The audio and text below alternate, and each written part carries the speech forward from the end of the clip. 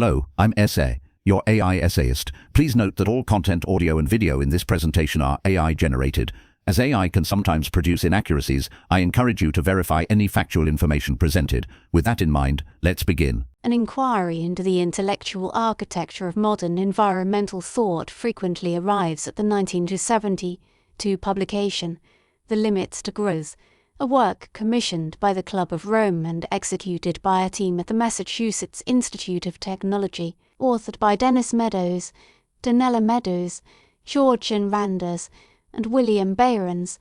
The slim volume presented a stark, computer-modelled projection of humanity's future on a finite planet. Its conclusions, derived from the World 3 model, a complex system of differential equations, instigated decades of fierce debate, shaping policy, academic disciplines, and public consciousness in ways its authors could have only partially anticipated. This essay undertakes a rigorous evaluation of the work's primary claims, proceeding section by section through its internal logic. The analysis focuses directly on the arguments, methodological underpinnings, and conceptual frameworks presented within the text itself, assessing the coherence and validity of its message as it was originally constructed.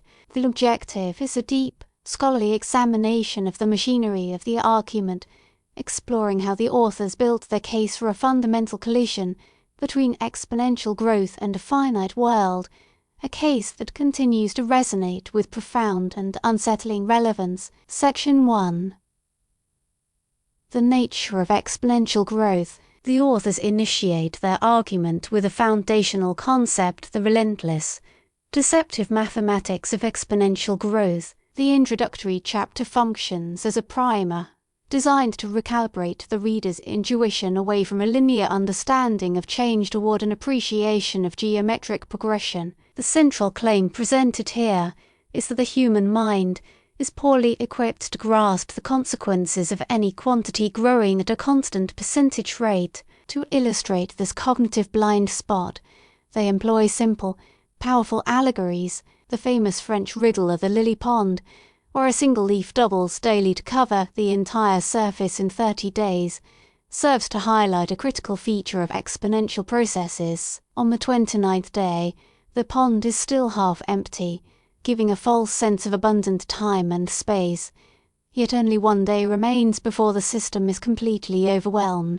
This is a deliberate framing device. The implicit argument is that global civilization is on its own 29th day, perceiving ample room for expansion while standing on the precipice of systemic saturation. A similar parable involving grains of rice on a chessboard reinforces the same principle, demonstrating how a seemingly modest doubling process rapidly generates astronomically large n. The evaluation of this section's claims must acknowledge its immense rhetorical effectiveness. The authors are establishing a mental model for the reader that will govern the interpretation of all subsequent data. Their claim is less about empirical evidence at this stage and more about epistemology, or how we know and understand the world. They argue that a failure to think exponentially is a primary source of policy failure. In assessing this claim, one recognizes its psychological acuity. By positing that overshoot is a consequence of a cognitive flaw, they create a compelling rationale for why societies might fail to act in time. The argument's strength lies in its universality. It is a claim about a feature of human cognition itself. The authors successfully use these opening pages to suggest that conventional economic and political planning, rooted in linear extrapolation, is inherently incapable of navigating the challenges of the late 20th century. They are, in effect, teaching a new way of seeing, a prerequisite for accepting the output of their World 3 model. The substance of this section is the assertion that the core drivers of the global system, population and industrial capital, are expanding exponentially, setting up an inevitable confrontation with the linear or finite nature of the Earth's resources and sinks. Section 2. The physical limits of a finite planet. Having established the engine of exponential growth, the second chapter proceeds to define the physical boundaries against which this engine is operating. The central claim is that the key inputs and outputs of the industrial world are subject to ultimate, non-negotiable constraints. The authors identify and quantify, to the best of their ability with 1970s data, the finite natures of arable land, fresh water, non-renewable resources, and the planet's capacity to absorb pollution. For each of these categories, they marshal available evidence to argue that the remaining reserves are far smaller than the exponential demands of growth would require for sustained continuation. A particularly central and subsequently controversial element of this section is the treatment of non-renewable resources. The authors introduce the concept of the static reserve index, which is calculated by dividing the known global reserves of a given resource by the current annual rate of consumption. For aluminum,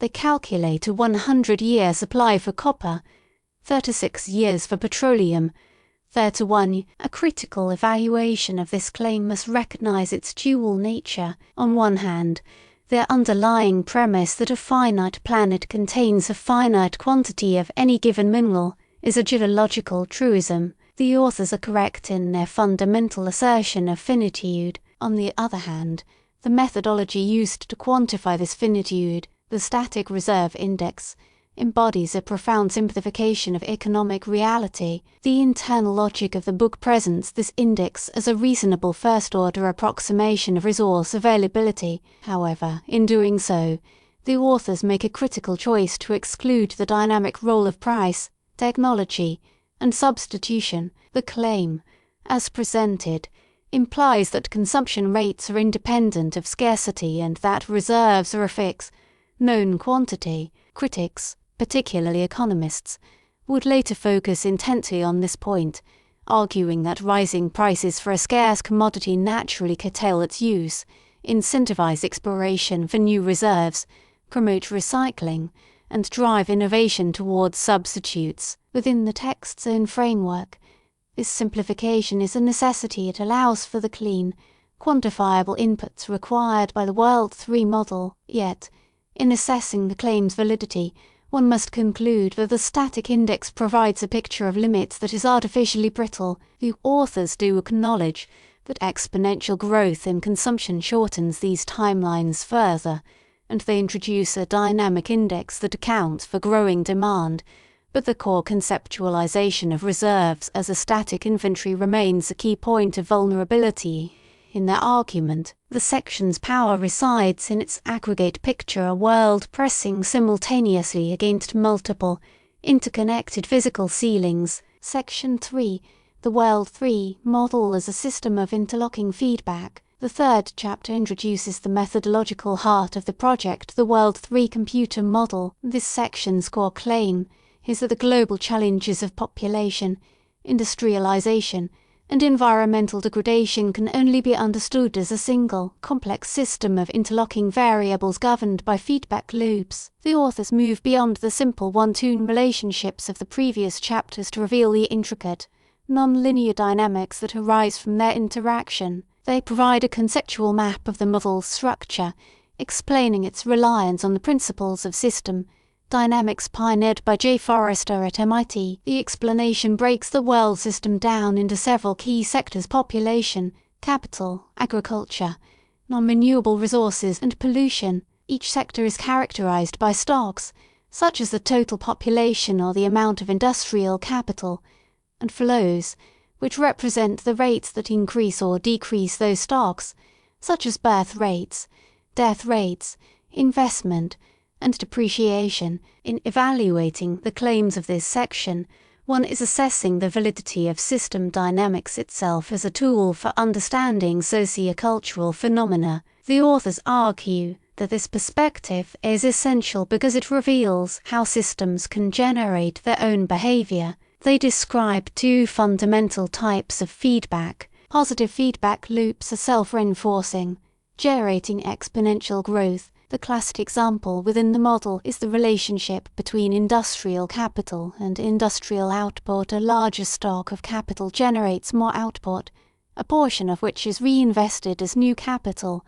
further increasing the stock in an accelerating cycle. Negative feedback loops are balancing or goal-seeking. An example is the relationship between the death rate and the food supply. A declining amount of food per capita causes the death rate to rise, which in turn reduces the population, thereby increasing the food per capita and stabilizing the system. The crucial claim of the authors is that the global system is dominated by positive feedback loops driving growth, while the negative feedback loops that would normally regulate the system, such as resource scarcity or pollution effects, operate with long delays. This temporal lag is a critical piece of the argument. It means the system can grow far beyond its sustainable limits before the negative feedback signals become strong enough to halt growth, guaranteeing a period of overshoot followed by collapse. The model's internal logic, as described here, is coherent and powerful. It offers a structured way to think about interconnectedness and delayed consequences,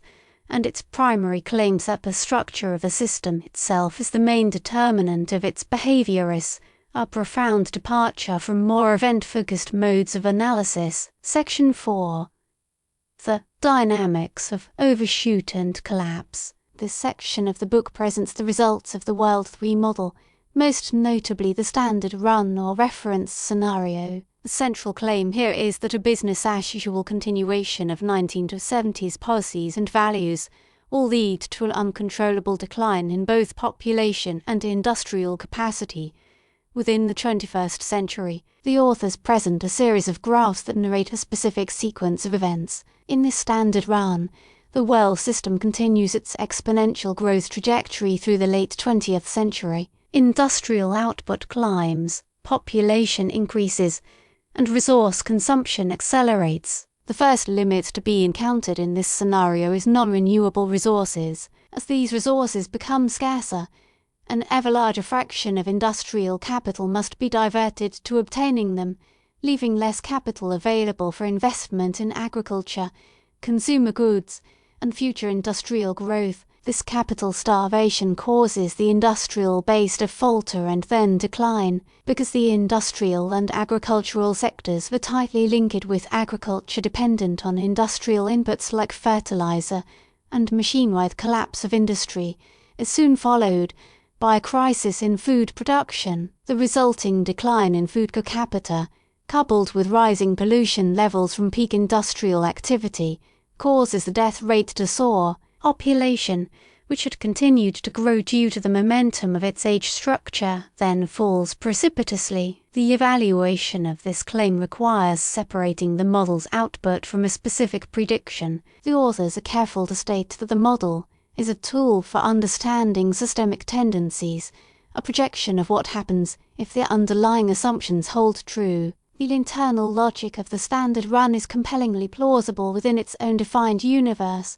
The causal chain from resource depletion to capital diversion to industrial and agricultural collapse is a coherent narrative of systemic failure. The key insight derived from this scenario is the concept of overshoot. Driven by the system's inherent delays, the population continues to grow long after the industrial base that supports it has begun to erode, and pollution continues to rise long after its rate of generation has peaked. It is this momentum that makes the subsequent collapse so severe. To bolster their case, the authors then present several alternative runs where they assume optimistic technological solutions. For instance, in one run, they grant the model unlimited resources, simulating the discovery of vast new reserves or the advent of near-perfect recycling. The model, in response, continues to grow until it is halted by a pollution crisis that overwhelms the environment's absorptive capacity and triggers a similar collapse.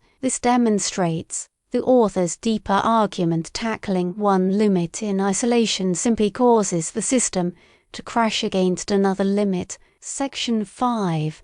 An evaluation of technological and market optimism. Chapter 5 directly confronts the most common counter-arguments to the book's thesis, the belief that technology and the free market can solve the problems of growth. The central claim of this section is that these forces, while powerful, are ultimately insufficient to prevent overshoot and collapse within the existing growth-oriented paradigm. The authors systematically test the effects of various technological fixes Within the World 3 model, they introduce scenarios with enhanced agricultural productivity, resource discovery, and pollution control technology. This analysis is a form of sensitivity testing, and its conclusion is unflinching. They argue that technological solutions, when applied within a system still driven by exponential capital and population growth, do little more than postpone the date of collapse and,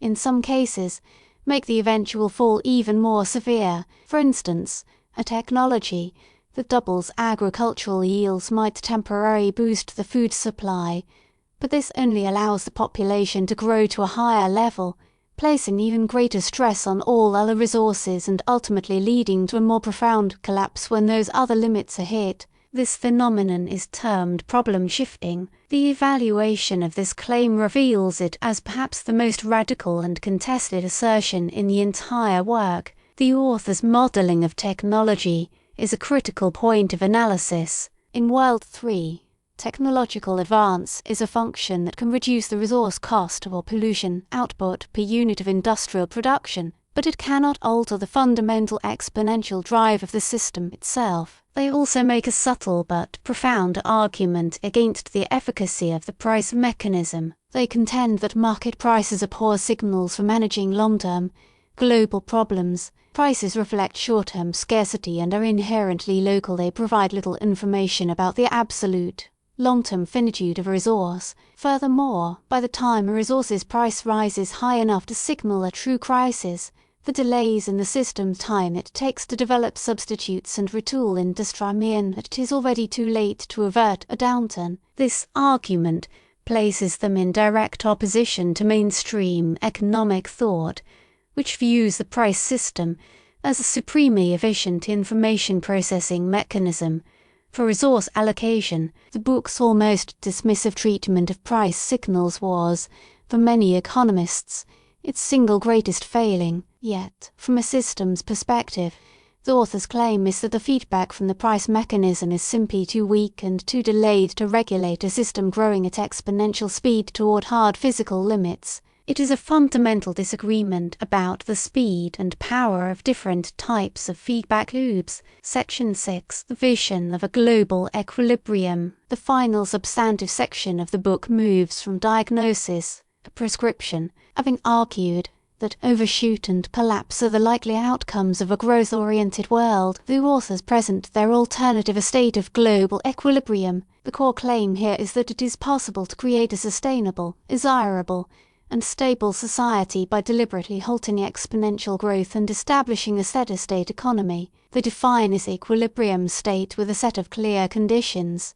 First, population must be stabilized by setting a birth rate equal to the death rate. Second, industrial capital must be held constant by setting the rate of investment equal to the rate of deprivation. The goal is to maintain the stocks of people and capital at a chosen, sufficient level while minimizing the throughput of resources and energy required to service those stocks. This implies a shift toward producing high-quality, durable goods, emphasizing services like education and healthcare over material consumption, and prioritizing resource recycling and pollution abatement. An evaluation of this claim must distinguish between its technical feasibility within the model and its socio-political feasibility in the real world. Within the World 3 model, the equilibrium scenario works perfectly. The model is run with the new parameters, and the output graphs show population and industrial output stabilizing at a comfortable level,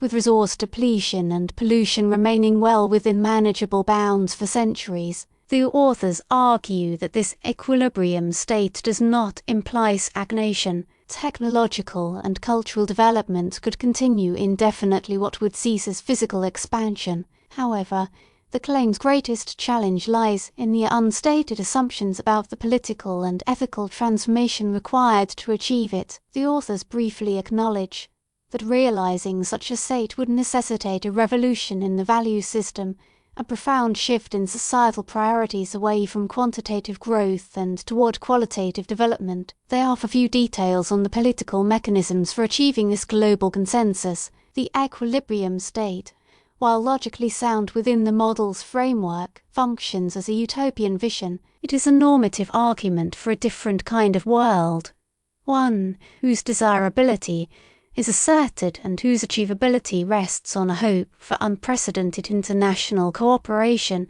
and a fundamental change in human aspirations. It is a claim that moves far beyond the quantitative realm of system dynamics and into the domain of political philosophy. Conclusion. The enduring intellectual force of the limits to growth derives from its powerful synthesis of a simple concept, exponential growth, with a complex methodology, system dynamics. The work's primary contribution was its holistic framework, which insisted on treating the world's myriad problems of population, resources, and pollution as interconnected facets of a single global system. A rigorous evaluation of its specific claims reveals a structure of argument that is both entirely coherent and deliberately provocative. The initial framing of exponential growth as a counterintuitive phenomenon successfully prepares the reader to accept that a systemic crisis could develop with deceptive speed.